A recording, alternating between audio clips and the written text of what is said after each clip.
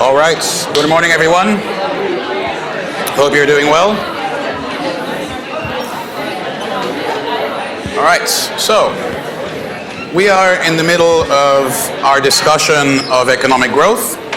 We're discussing why it is, or how it is that economists think about economic growth. And we discussed so far neoclassical growth. Neoclassical growth was the idea that if first of all, we approach growth as microeconomists, so there are all sorts of things that we kind of instinctively assume, like perfect competition, and I guess most importantly, for our purposes, decreasing returns to scale. So if they're decreasing returns to scale, it means that growth must be due to technological progress. And so, just to recap, I want to remind you that when we talked about neoclassical growth theory on Monday, we ended up with this sort of flow chart for how it is that growth occurs. I want to start with that again, just as a refresher, and also because it's going to remind us of where there are gaps that we need to plug in order to move on. So, as discussed, because of decreasing returns to scale, if there's growth, it must be because there are technological improvements over time. So let's start our process of growth with a technological improvement. And you'll remember that GDP depends on the amounts of inputs being put into the production function and the efficiency of that production, which is technology. So if one of those goes up, that means that naturally real GDP goes up. So we have our first little burst of growth. However, you'll remember that wasn't the end of the process. I think I had 6 steps on the board on Monday. And the next step is that whenever you have extra income,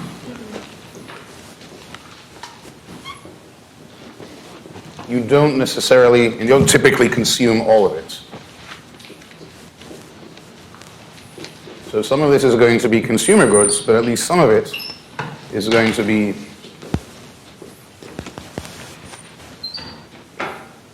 investment. Investment in, of course, new capital goods, which means new machinery, new structures. And, well, if you have more inputs going into your production function, that also means that real GDP goes up again. First, because of the technical progress, and then this technical progress has done one of 2 things. One, since T multiplies what you get out of your capital, you just increase the return to capital. So you have an incentive to invest in new capital. Or second, if we think of technological improvements as being reflected in the invention of new things or new ways of doing things that are more productive than they used to be, then you might actually need new machinery or new buildings to implement the new technology. Either way, we end up with the same conclusion for step 4. Now, step 5 is a repeat. Some of this new GDP is also going to be invested, except there's a difference. And the difference is this new GDP was because of better technology, but this new GDP is just more investment, more capital goods. And of course, what do we know happens to the return to capital? As you accumulate more of it, the return goes down.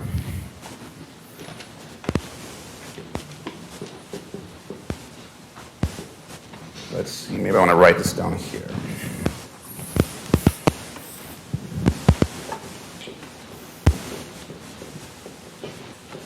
So I'm kind of running out of room here.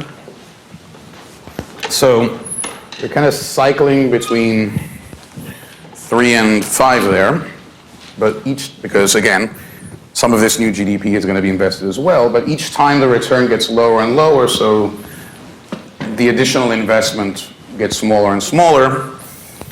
And so eventually step 6 was growth stops, eventually.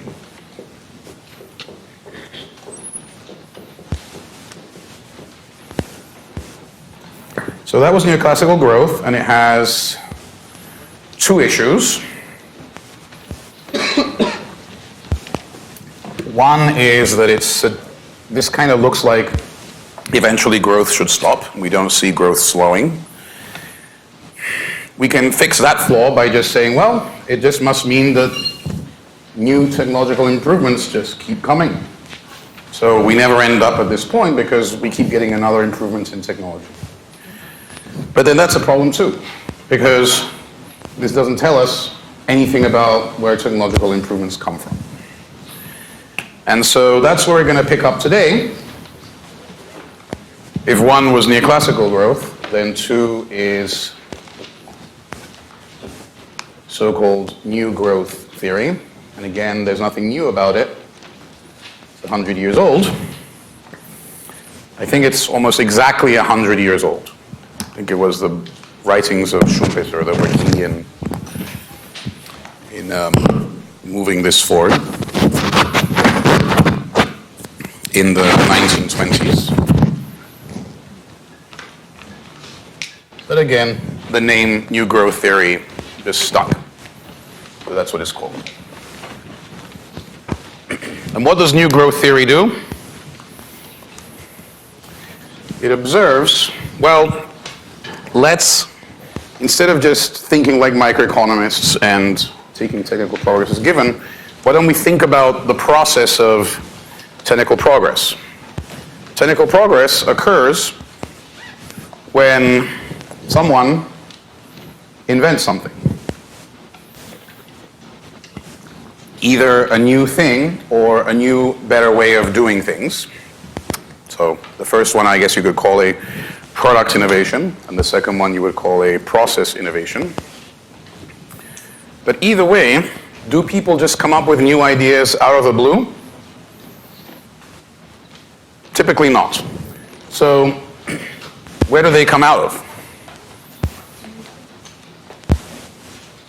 Well, usually first of all, it typically doesn't come out of one person's head. It's going to be some sort of research team that's actively focused on trying to come up with the new thing. And so I guess maybe the first observation that motivates new growth theory is that technological progress isn't just something that magically happens, it's kind of a form of investment. In other words, yes, one way in which you can invest is literally as we described investment before, right? The production of new goods and services, the production of new capital goods that you then use to make other things. But technological progress itself is a form of investment. You give it a name. When we call coming up with new or better ways of doing things R&D, which stands for research and development.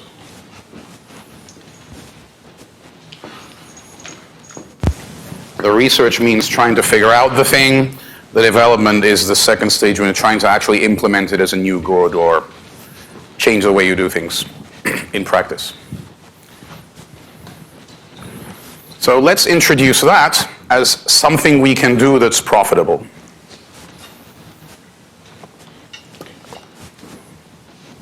How is that going to change this picture? Well, let's go through this again. There's technical progress, which increases GDP. Some of it is saved, and some of it is invested. As you keep investing more and more, the return goes down. And in neoclassical growth, as the return goes down, eventually there's no point in investing and growth stops. But now we have this alternative form of investment. So if investing in the old technology isn't paying, what can you do? Invest in the new one, or invest in trying to come up with a new one. So then we erase this, and we can write an alternative, which is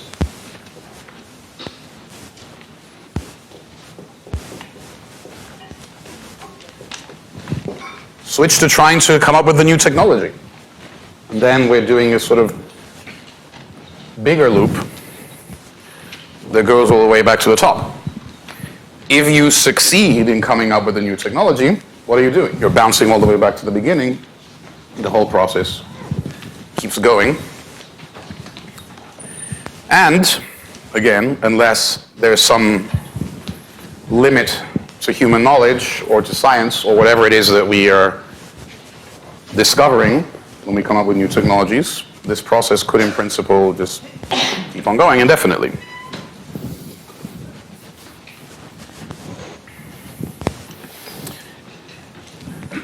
Any questions, comments on this process or thoughts? So we didn't really change much. All we changed was what happens here, but we actually now have a picture where growth is an ongoing thing that, in principle, doesn't necessarily have to slow down.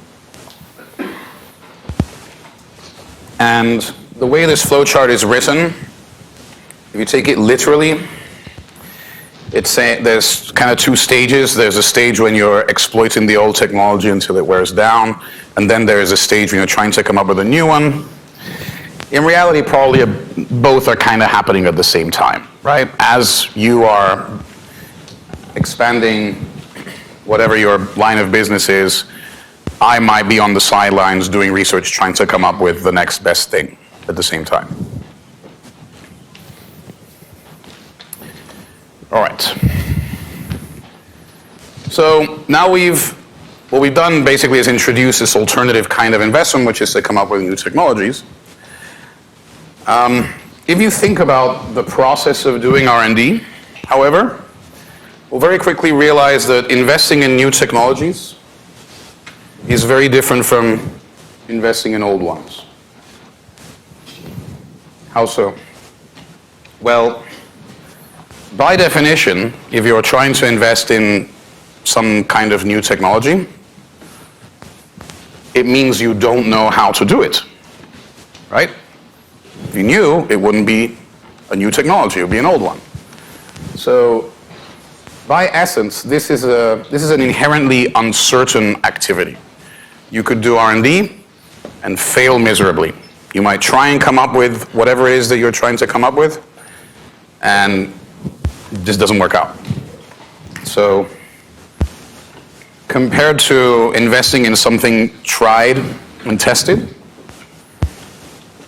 R&D is inherently very risky.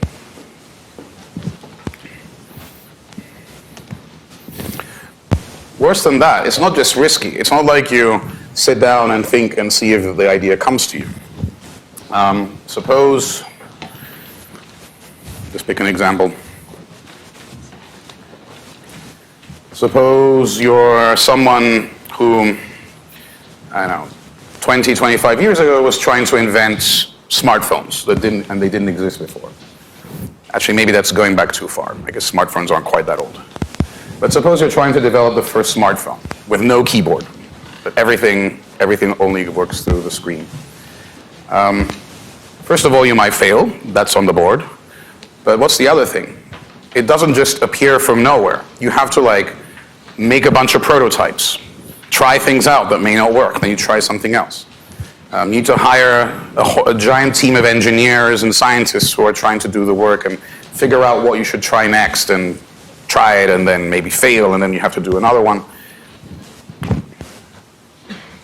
So it's not just risky, it's also extremely costly. So R&D is very expensive and highly uncertain. So why would you do it? Because it's highly profitable, if you succeed, right?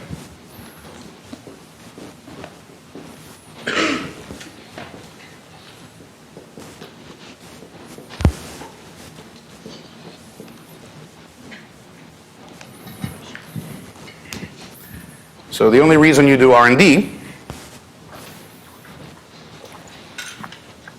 even though it's risky and costly, is because you know that if you succeed, you're going to make a lot of profits. Now, I guess what I'm saying is not entirely true. There are entities that do research that aren't driven by profits. For example, I do economics research, and, well, what do I get out of it? I publish papers, improve my reputation, get pats on the back. I guess I might get a raise, but which I guess is the profits. And my economics research isn't so risky and costly, I guess, anyway. But there's a lot of government-sponsored research as well, because there's some sort of some forms of research are, I guess, what you could call basic research. It's not the kind of research that translates into a new good. Right? Let's say figuring out the nature of gravity, or trying to figure out if dark matter is axions or something wrong with our equations. No, that kind of research isn't going to translate into a good anytime soon. So thus, actually, what that means is private entities don't do it, and since it's valuable, that means sometimes the government steps in, or nonprofits like universities step in and do that. But for much of the R&D, certainly anything that is going to be economically valuable, at least in the short term, it's the profits that motivate it. So let's say I actually happen to know someone who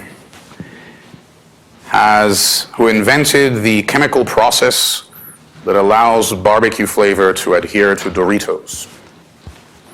Right? That's not a good candidate for government-sponsored research, but it's a great candidate for Doritos.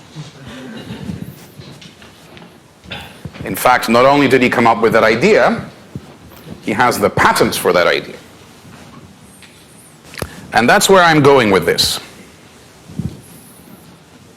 The only reason a private entity would do R&D is if it's highly profitable, right? But notice that what are you making when you successfully perform some research and development? The end result of a process of research and development, well, I guess there are two. One is you figure out, you have the new thing, right? You have your first prototype or whatever it is. But what you're really producing when you figure out how to do something is what? It's new knowledge.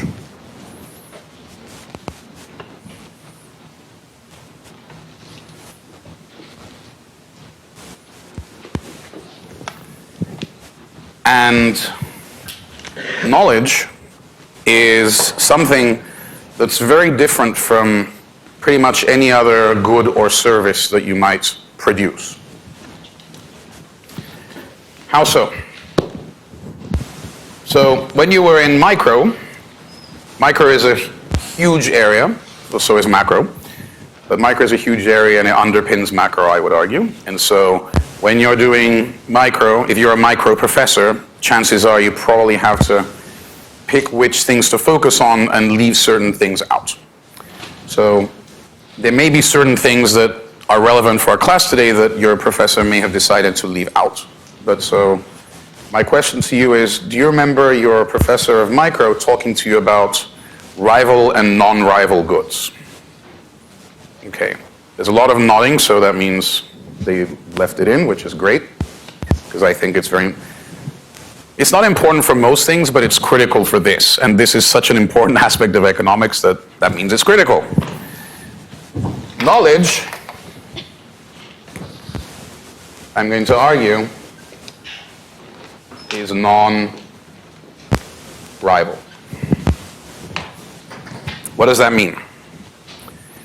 This is a rival good. Doesn't mean that I'm angry with it. It means that if I use it, you can't. And if you use it, I can't. How is knowledge non-rival? If I know something, does that stop you from knowing it? Not at all. And if I know something and I want to use that knowledge, does that somehow stop you from using your knowledge? It doesn't. So that's the problem here. Suppose I am a researcher and I've come up with a chemical process that adheres barbecue flavor to Doritos. And I produce my first bag of barbecue flavored Doritos. What can you do? You could buy that first bag, figure out how the thing was made, and then go and make barbecue flavored Tostitos. Are they owned by the same company? Let's pretend they're not. So, in fact, they may not be. You see what I mean? You can, so to speak, steal my idea. Because the knowledge is non-rival, right? Me having come up with this new idea doesn't stop you from using it if you figure it out 5 seconds later. And by figure out, I don't mean you separately went through your risky process of R&D. You just copied me. So, given the non-rival nature of knowledge, that raises the question of whether, in order to guarantee that innovators have the profits waiting for them, and by the way, if you stole my idea, you could sell it for much less, right? Because I have to cover the costs of R&D that I incurred to produce the thing. But if you copy my idea, you don't have to cover your costs of R&D, so you could actually charge less. And then I wouldn't get any profits whatsoever. So maybe that suggests that in order to guarantee that innovators get profits, that you need some sort of system to make sure that they are the only entity that gets the profit.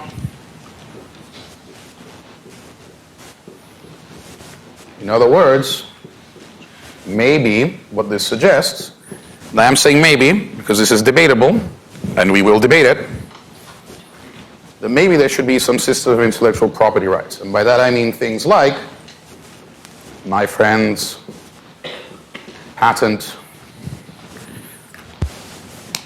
on the chemical process that adheres barbecue flavor to Doritos.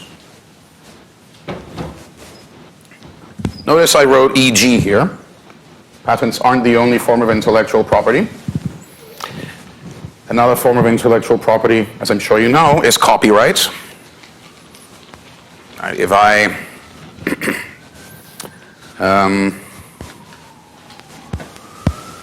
write a song or publish a book, I have copyright over that text for a time or that song, and no one is allowed to play it or perform it without my consent, without paying me some licensing fee. So there's patents, there's copyright, there's also trademarks. So the golden arches of McDonald's, you're not allowed to open your own restaurant and use the same symbol. They'll sue you, for example. And then there's also registered design. So you're not allowed to make something that looks like something else if they registered that look. Like for example, some years ago, the iPad was invented. There was a time without iPads, can you imagine? And about 5 seconds later, Samsung came out with their own tablet that looked kind of, sort of like the iPad. And so Apple sued Samsung in British courts. I don't know why they did it in Britain. For copying the design of the iPad. And they lost. Because the judge said it was clear to anyone that the Samsung tablet was nowhere near as cool as the iPad. And it literally has that wording in the court decision.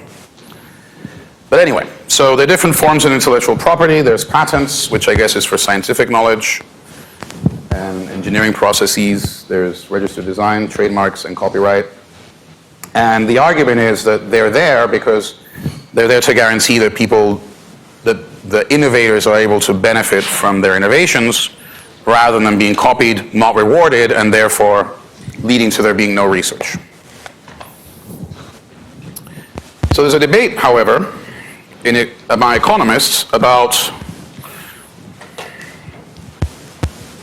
whether or not we really do need a system of intellectual property rights. So what do you call it when you have an entity in the market that is the only entity that's allowed to sell or use a particular thing? It's a monopoly. So intellectual property rights are just a system for creating legal monopolies. Not for everything, but for anything where there's been an innovation and a claim of intellectual property.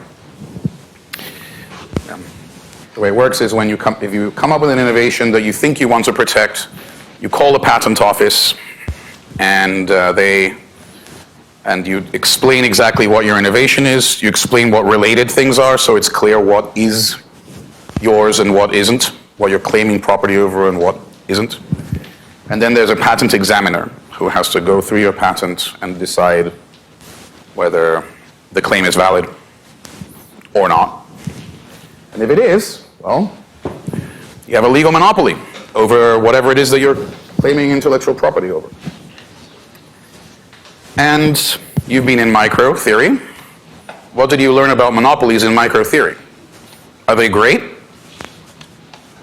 They're not. In micro theory, you were told, I'm sure, that monopolies are inefficient. Perfect competition, what does it do? The competition is such that pure economic profits are kind of eroded and you end up with price equals marginal cost. Right? What happens in monopolies? Monopolies, they have market power, so they don't charge price equals marginal cost. They can actually, and therefore marginal cost doesn't equal marginal benefit. They price more, they make economic rents, and you get screwed. So there's a tension here, right? And the real tension. The tension between the fact that this would seem to suggest that you may need some way of guaranteeing the innovators get profits, and it's not clear what you could do other than give them a legal monopoly, at least for a time. But monopolies are inefficient. So striking the right balance, and I guess striking the right balance means how strong the intellectual property rights are, is something that will have very real consequences. And notice again, when we were thinking about growth from the neoclassical perspective, we didn't have to worry about all this messiness, right? We could have happily remained in our perfect competition cocoon. Technological progress happens for some reason, and the world is all efficient, everything works the way we had it out here. Suddenly we introduce innovation and things get messy very quickly. Now suddenly we're living in a world of monopolies, and in fact maybe we kind of need them because otherwise you wouldn't even have innovation. And there's this tension here between this and that. So some economists argue, actually before I go there, even worse. There are cases, it seems, since intellectual property right, claiming intellectual property is a way of having a legal monopoly, the system of intellectual property rights, like the patent system, in principle is open to abuse, right? You can patent stuff that doesn't really belong to you just to get a monopoly on it.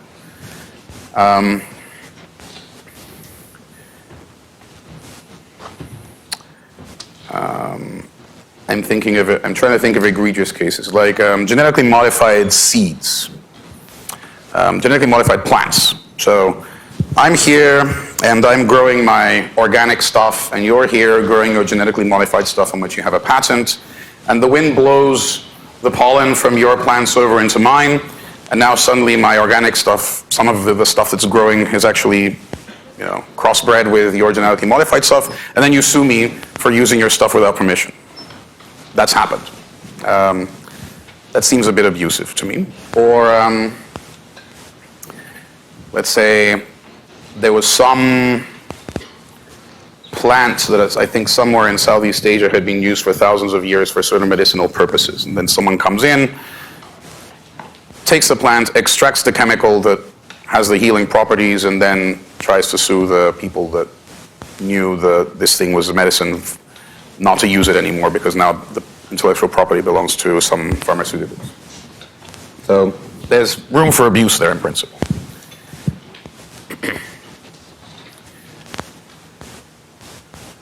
And there's worse. Think of some cases where you might have heard about intellectual property rights affecting our lives in recent times. We all have, I think in order to be a GW, I think the rules remain the same. In order to be here, we each have to have at least 3 shots of something over which someone has very strong intellectual property rights. Is that right?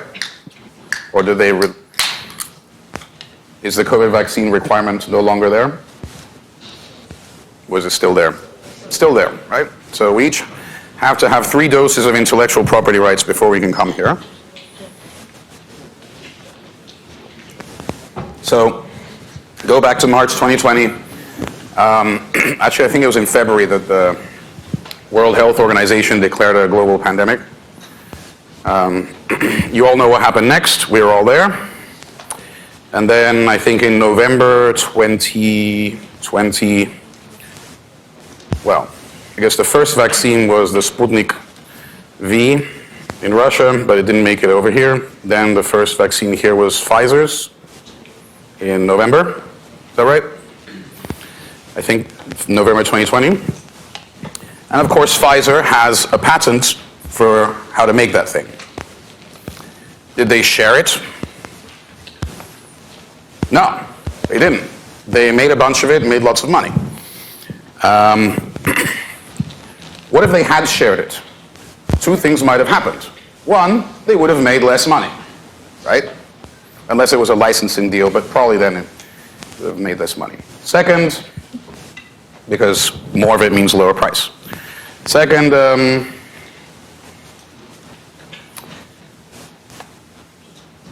we would have gotten it faster. Lives would have been saved, probably. Same with all the other vaccines. Right? So that's a life and death matter that hinges on the strength of intellectual property rights. And before COVID, there was another similar case, which had to do with treatments for HIV infections. So HIV and COVID are obviously very different in many ways. In particular, COVID spreads very easily, whereas HIV doesn't. But HIV also, well, it destroys your immune system, and you can die of a cold unless you receive certain very powerful antiviral treatments. Now, the antiviral treatment, of course, belongs to someone or some company, and it turns out it's expensive. It's several tens of thousands of dollars per year because you have to get it continuously. And the problem with HIV, or a problem with HIV, aside from the fact that it's awful, is that it's very common in certain countries, and the countries where it's common are among the poorest in the world. i.e., these are places where GDP per capita is nowhere near tens of thousands of dollars per year. So, needless to say, the governments of those countries were trying to cut a deal with some generic pharmaceutical companies to deliver these HIV treatments more cheaply, in violation of the patent rights of whoever owned them. And of course, whoever owned them got very angry, saying, look, you can't be copying our thing and selling it cheaply because then we're not getting rewarded for having invented it. And then the others are saying, yeah, whatever, there are people dying, we need to save their lives. So there's an additional tension here, right? At least for the case of intellectual property rights related to life-saving drugs.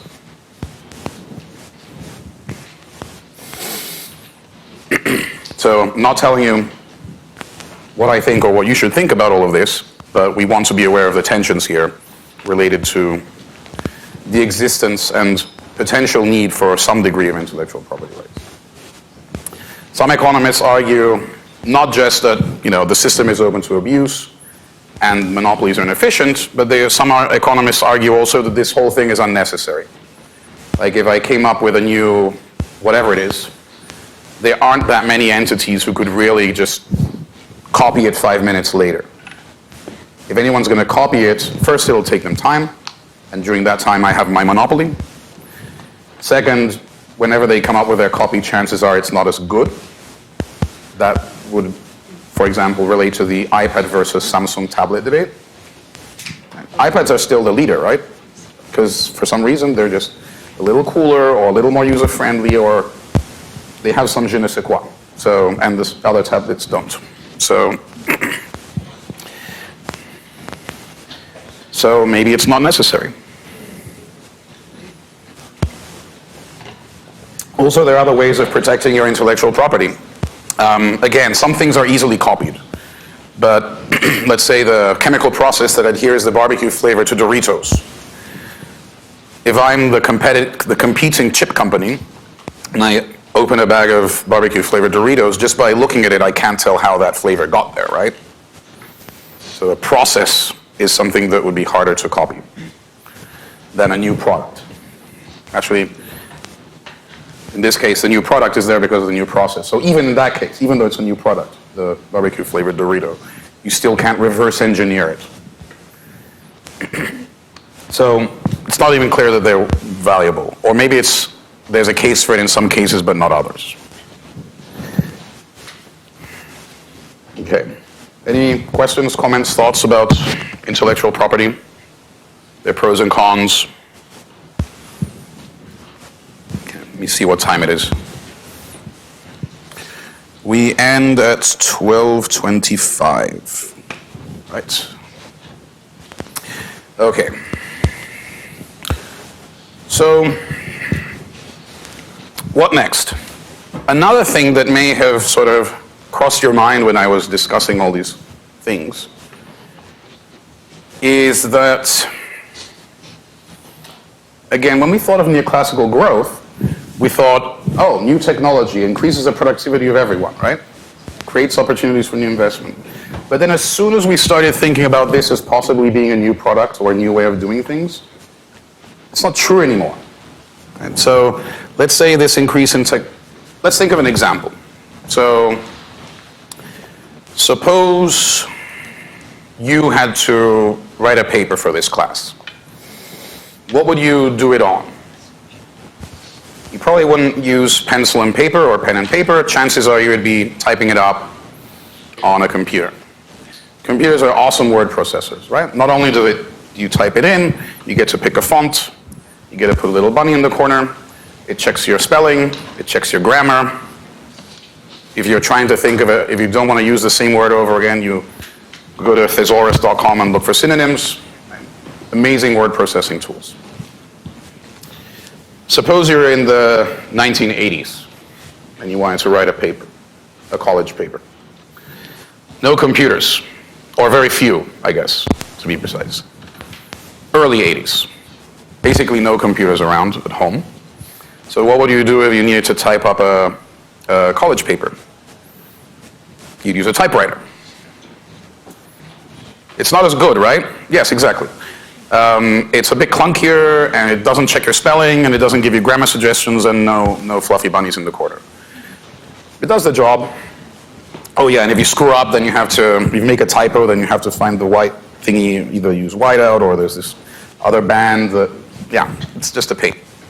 So, needless to say, when computers started becoming cheap and readily available, what did people who wrote college papers do? They switched to using computers.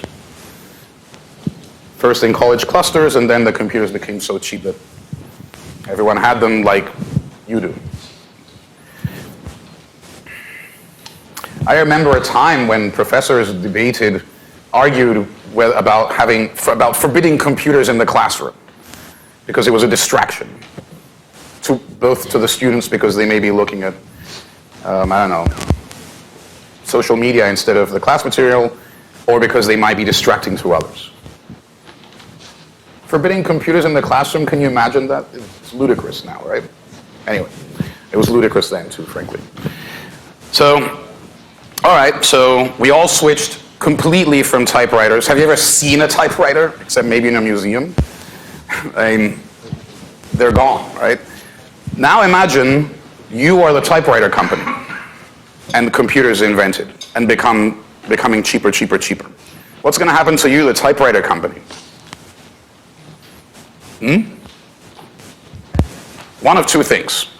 Either you switch to try and start making computer equipment, which some did. Like Brother makes printers now. They used to make typewriters. Or Olivetti, they make printers. They used to take typewriters. Or you're dead, right? Or your company shuts down. Alternative, in other words, this new investment may be replacing and making obsolete some of the old investments, at least to some extent.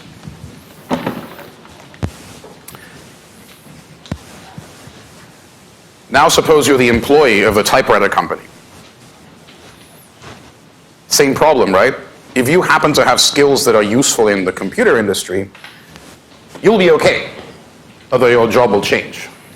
But if you don't, not only are you out of a job, but if your skills are things that the new industry doesn't reward, you essentially don't have any skills anymore. Certainly no skills that the market is rewarding. So you lose your skilled job, and the only thing you can do is something that doesn't reward your skills.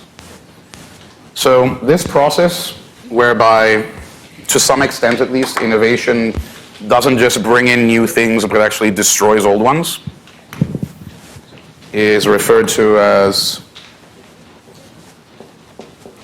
creative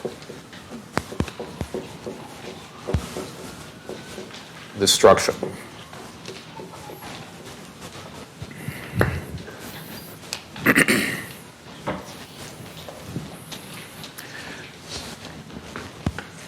How many of you have read or watched a movie called Charlie and the Chocolate Factory? A lot of you. All right. So, in Charlie and the Chocolate Factory, there's a character called Charlie, and he has a dad. And at the beginning of the book, do you remember where his dad works? Yeah, he works in a factory putting the lids on tubes of toothpaste. Like this, all day. And then he loses his job because, yeah, someone invents a machine that does the job faster, with fewer errors. So that's an example of creative destruction. Do you remember what happens to Charlie's dad at the end of the book? He gets a new job repairing the machine. What's the point? The point is not that innovation necessarily is reducing employment. Right? It can both destroy jobs, like by replacing a human with a machine that does the same job better, and create jobs because someone has to make and or maintain that machine. Okay? But I don't know why someone brought a dentist drill to class. So what it's doing is it's not destroying jobs, and it's not only creating jobs. It's changing the nature of the kind of jobs that are out there. I mean, it might destroy jobs under certain circumstances. It might create them, depends on what the innovation is. But it's certainly changing the nature of the jobs. So for example, in Charlie's case, Charlie's dad's case, first, when the new machine comes online, he's unemployed and he's kicked out. And then eventually he gets rehired because he's fixing the machine. But in reality, if that were to happen, the person who gets the job fixing the machine probably isn't the same person who was replaced by the machine. So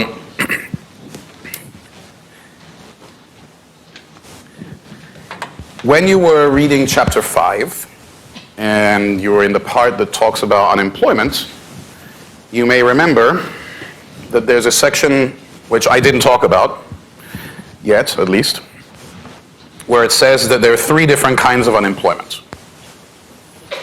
I guess sort of what they mean by that is there are 3 different reasons why there could be unemployment.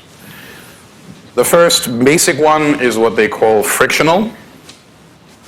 This should ring a bell, right? When you were reading through it, you should have seen it. Frictional unemployment is just there due to the fact that the labor market is inherently bumpy, in a sense. If you lose your job or leave your job, it'll take you time to find a new one. If you graduate from college, it may take you time to find work. If you were not in the workforce and decided to rejoin it, it may take time. Right? So finding work takes time. That means, there's always going to be some amount of unemployment, around 5%. Then there is cyclical unemployment. And what's that? Around that 5%, there are times when the economy is doing badly, and so it takes longer to find work, so there's maybe more unemployment than usual. There are times when the economy is doing really well, and it's easy to find work, and so then finding a job might not take as long. So there's this movement around that average, that's cyclical. Cyclical as in business cycle. But then there was this third kind, remember, the structural unemployment. And here is one reason why you might have structural unemployment. When there is innovation, it may change the nature of the skills that the economy rewards and needs. And so as that mix changes, some people are going to lose work. And in addition, since these folks' skills are no longer rewarded, it may take them unusually long to find other work. So when you read about structural unemployment, this is what they had in mind. Something significantly changes what kinds of skills the economy needs. And in the transition to the new, the new balance, some people will be suffering.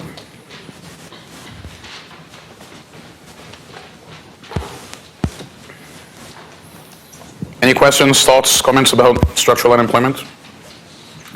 So broadly, there are 2 things here. Once again, this is another example of how things get much messier once we start to think about innovation and take it seriously as part of what the economy does. We have possible legal monopolies, right? So we no longer have a world of perfect competition. I mean, maybe the production of apples or things where there's not much innovation. Maybe perfect competition is a reasonable way of thinking about those things. But anywhere where innovation is important, chances are we're not going to have perfect competition. We're probably going to have a few big players. In addition, the process of innovation is one which has winners and losers. Some people are going to benefit when the innovation comes along. Some combination of whoever it is who owns the new knowledge and profits from it. I guess consumers, because they get the new thing or the cheaper thing. But they're going to be losers. Because innovation is kind of essentially a process of creative destruction. It's hard to think of a new thing that comes up that doesn't make an old thing obsolete. And depending on the details, that may generate structural unemployment. I'm not saying, by the way, that creative destruction is the only thing that might lead to structural unemployment. You just need some big change in the kinds of skills that are demanded. Another reason why you might have structural unemployment is if regulations change in such a manner that certain things are no longer rewarded and certain things are suddenly. And the most classic example of a regulation change that might cause a dramatic shift in what kinds of skills are demanded is trade barriers. So for several decades now, I guess, at least since the early 90s when NAFTA was adopted, there have been, actually globally, because then there was the World Trade Organization and so on. Globally, there was this sequence of lowering of tariff barriers and other barriers to international trade. Why would that cause structural unemployment? Well, suppose, actually NAFTA is a good example. It lowered the costs of trade between the US and Mexico. And one of the things that happened is that the car assembly industry left the US and went to border towns along the Mexican border. So car parts are made in the United States and Canada, shipped off to Mexico, where cheaper workers, cheaper as in the wages are lower, assemble all of the stuff and then send it back again for certain kinds of vehicles. And how is that structural unemployment? Well, suddenly all the people who assembled cars in Detroit lost their jobs. It wasn't because of creative destruction, it wasn't because of innovations, it was because of a change in trade barriers. Just as technical progress isn't bad because it may create structural unemployment, that also doesn't mean trade is bad because everyone gets to buy cheaper cars now, thanks to these lower trade barriers. But the point is, there are some people who may lose out because you're changing, again, the demand and supply for different kinds of, you're changing the demand for different kinds of labor, so the people whose demand just dried up are not going to be too happy about it. Any questions, comments, thoughts about structural unemployment, creative destruction, or international trade? Of course, you may have noticed that trade barriers are going up now, as of the last few years, starting in, well, I guess certain tariffs and trade restrictions were put on China a couple of years ago, but they're still there, and then other restrictions are appearing. So remember I was saying that one of the benefits of lowering trade barriers is cheaper goods. So if you start removing the trade barriers, you start reimposing trade barriers, what would you expect? More expensive goods. So this should be, there are lots of things that are behind the inflation that we're seeing, but that must be a factor to some extent. All right, let's see, how are we doing? Still have, we end at 12:20, is that right? So we still have, sorry? 12:25. 25? Okay, so we still have 20 minutes, so we're good. Let's see, what else do I want to tell you? I guess we could back off and have a look to see what we've learned and what's missing. What have we been able to explain so far using a combination of neoclassical growth theory and new growth theory? First, neoclassical growth theory helped us understand why there's convergence here, right? Using diminishing returns to scale, but it couldn't explain why all of these lines slope up. It just said, okay, there's technical progress, but it didn't tell us where it comes from. So the key thing that new growth theory has helped us now be able to explain is why do these lines slope up in the first place? And it's because continuing to invest in new technologies is risky, costly, but it's profitable, and so firms continue to do this. What haven't we been able to explain yet? We still don't have a good story for why, when you think broadly about all the countries in the world, why convergence is not sort of happening across the board, widely around the world. And now, remember that we were just talking about how the key driver of economic growth is new knowledge, R&D, and how new knowledge is non-rival. Well, if new knowledge is non-rival, what does that tell us about the available technologies in all these different places? To the extent that technology is something scientific and has to do with us using knowledge and implementing it in an economically profitable way, there should be no obvious barrier to using whatever knowledge is being used in North America in any of these other places, right? If knowledge is unrivaled, it should spread. So if that's the case, what it tells us is that if we just think simply that all the knowledge is the same in all these places, or at least the potential knowledge, because of course, think of all the knowledge that's out there. You and I were born not knowing any of it, and then we later decided if we wanted to acquire it or not. So if the knowledge available is about the same everywhere, but some places have much lower GDP per capita than others, it means that for some reason it's not being used.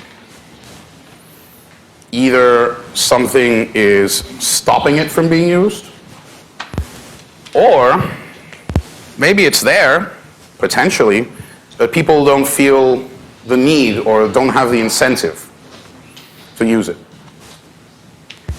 So let's keep those thoughts in mind when we move into next week, where we're going to spend one more class talking about economic growth, basically attacking this question.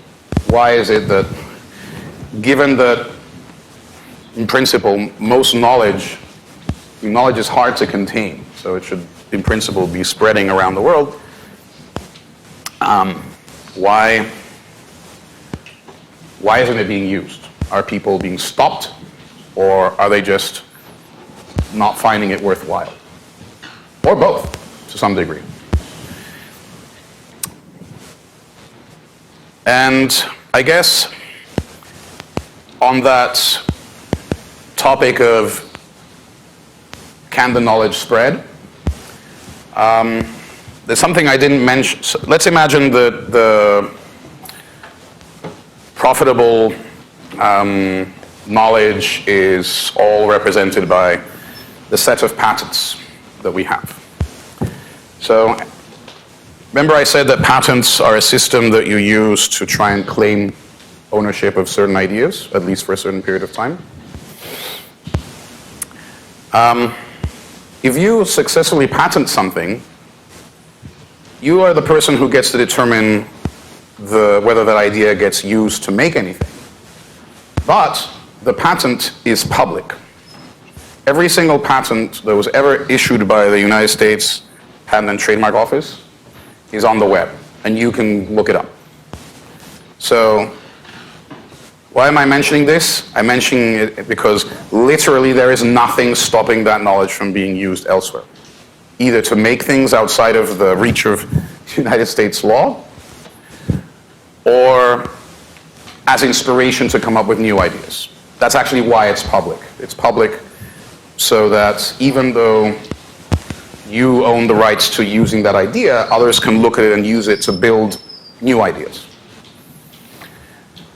So it's there. There's a phrase that's attributed to Isaac Newton, something along the lines of, if I have seen further than others, it's because I was standing on the shoulders of giants.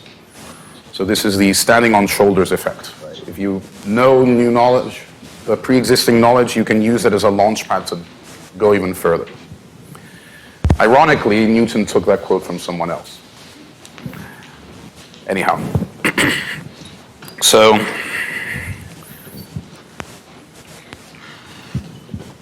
to the extent that knowledge is patented, there's literally nothing stopping someone from looking at it. So it must be that there's a barrier for implementing it of some kind, i.e. it's too costly, or there's no incentive. I guess those are kind of the same thing in a way. Right? One is, well, not really. One is it's costly, and the other is it's not costly, but there's just no reward. So we'll have to think about how situations in these places must be different, such that it's either too costly to do these things or it's not worth bothering. I have two sections of this class. Was it this one, I think, where someone started talking about military conflict as a possible reason why some places were economically not very strong?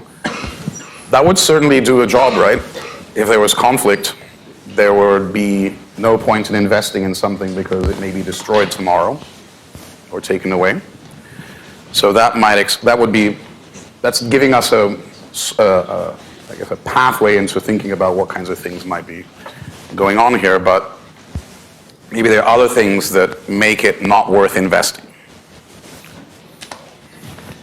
So keep that thought, and we'll explore it in great detail next class.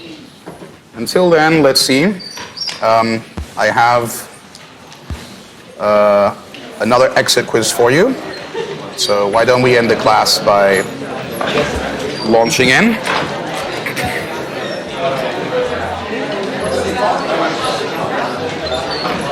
And then next class we'll think about what kinds of things might affect your incentives to work hard, invest in your future, or not to bother at all. Let's see. I'll leave this up for a couple of minutes.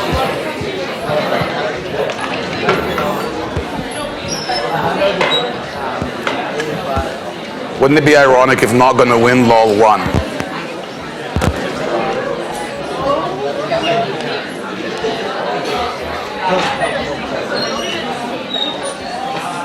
Does that say Bing Chiling?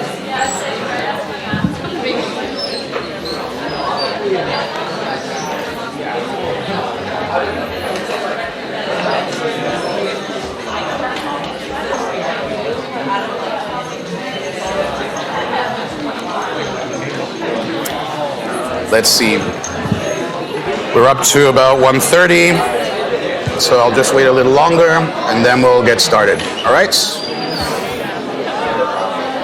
Okay, we have a break.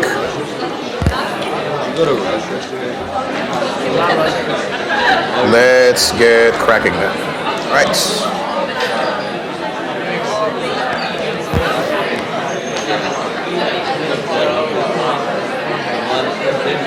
First question. Neoclassical growth theory does not explain which of the following things?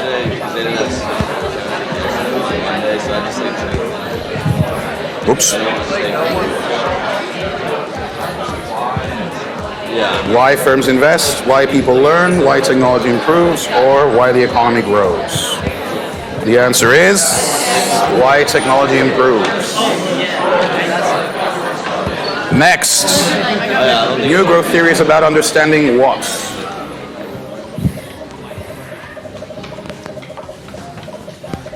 Why physical capital accumulates, why human capital accumulates, why innovation occurs. Just leave it up. The answer is why innovation occurs. So whole point, we're plugging the gap from neoclassical growth. In new growth theory, innovation depends on what? How much it increases profits for the inventor, how much it improves education, how much it increases knowledge for society, or how much government depends on research.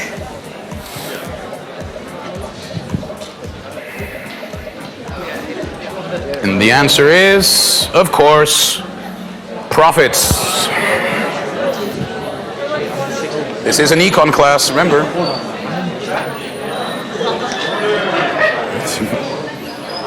Without patents, there would be no innovation. True or false?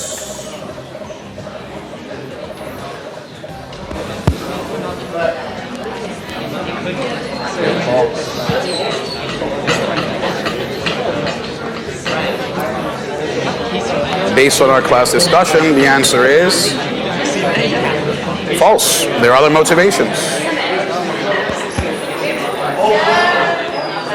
Last but not least, new growth theory explains why countries have different GDP levels. True or false?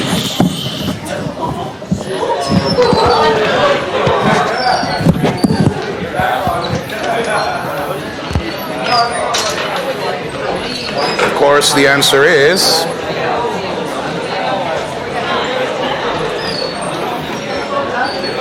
false, and that's why we'll have one more class to discuss this.